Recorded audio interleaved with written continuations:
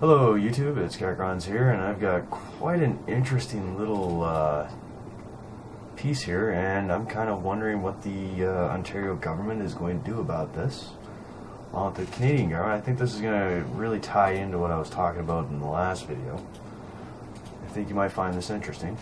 It's probably going to get me killed too, so let's figure it out. Oh, by the way, life on Earth beside me. Let's give a wave. Okay, you're good. You're good. Thank you. So, this is from News Ontario. This was back in May 21st, 2016. I'm just kind of looking around because I think this might actually emphasize my point. And here it is. Ontario's underworld seems dormant as Quebec shows rumblings for more mob violence. But not all is quiet in Ontario, as the province is a key place for organized crime to transform into legitimate, lucrative businesses. A Southern Ontario police source who's kept tabs on organized crime figures says he's watched men who have worked their way up from being poor, violent gangsters involved in various criminal trades such as drugs, cargo thefts, extortion, and loan sharking, and morphing into polite, well-polished, high-end auto and clothes retailers and financiers. It's getting hard for law enforcement to follow the dirty money, adds mafia expert Antonio Naceso,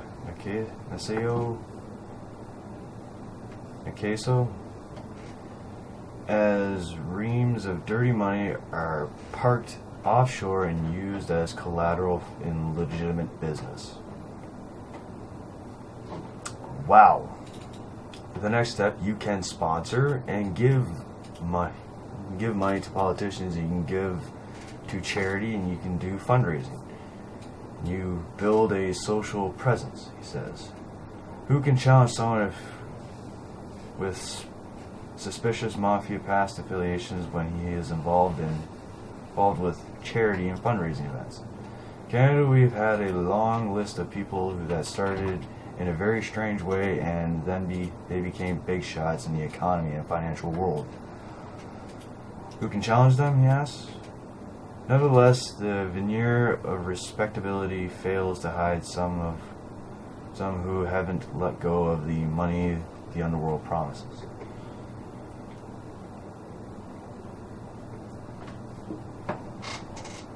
So, I think this more or less proves my point when I say that a lot of the organized crime in Canada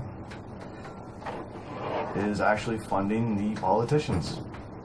And I'm more than happy to say that it's probably the same pretty much worldwide.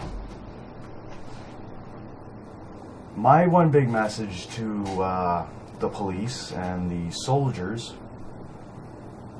is this what you're defending? You're defending politicians that are probably corrupt enough to take this shit?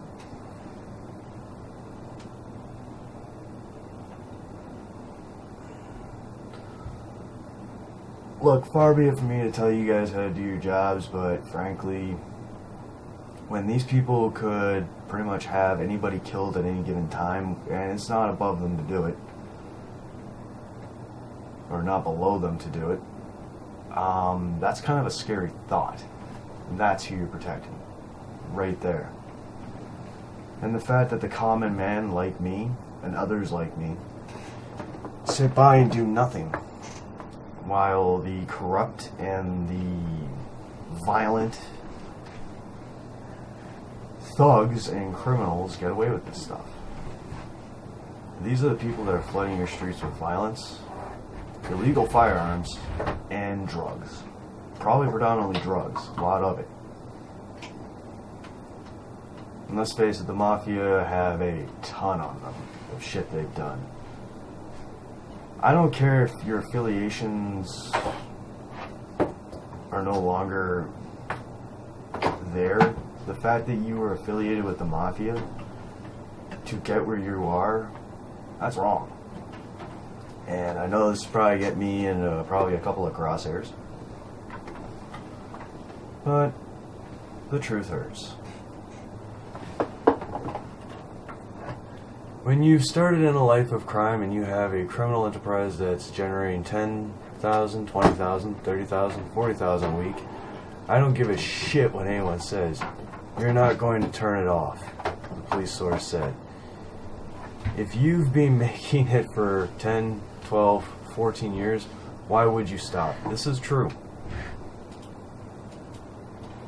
All they do is insult themselves. And what are their kids going to do? Are they going to take over their legitimate businesses? Absolutely.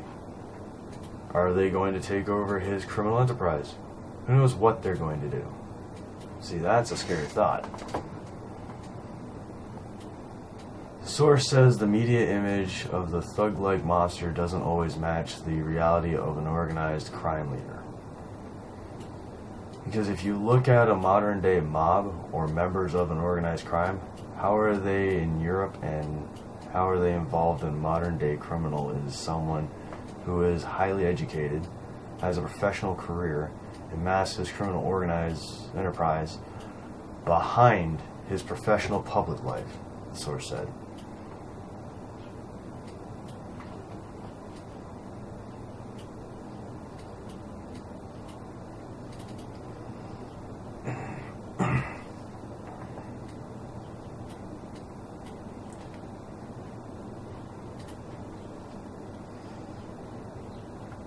Look, everybody, this should scare you. This just goes to show you don't know who you're working for. And the fact that our government is seemingly putting on the facade of being powerless to stop them does not inspire my trust in them.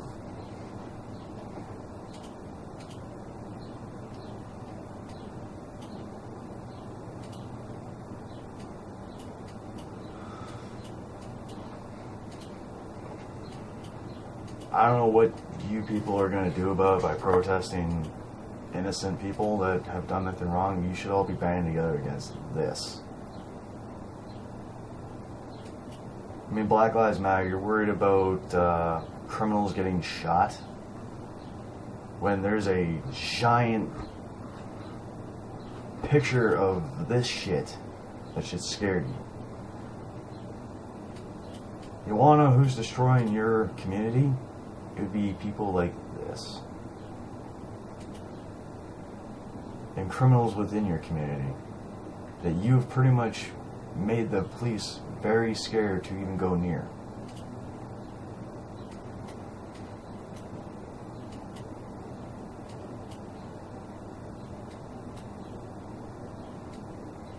I don't know. You people tell me what you think, because this should intimidate you. And Americans, people in England, people all over the world. If you're innocent, if you're not involved in this, and you're trying to work an honest day job, trying to get by in this world, with trying to raise a family and do the right things all the time, this should scare you. This is real.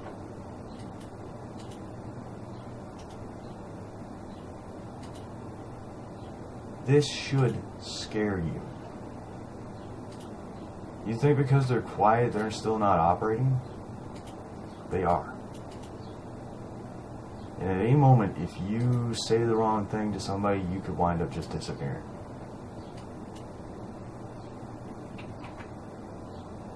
I'll leave it up to you guys to think about. And what's more important to you? Your honor, your integrity, or money?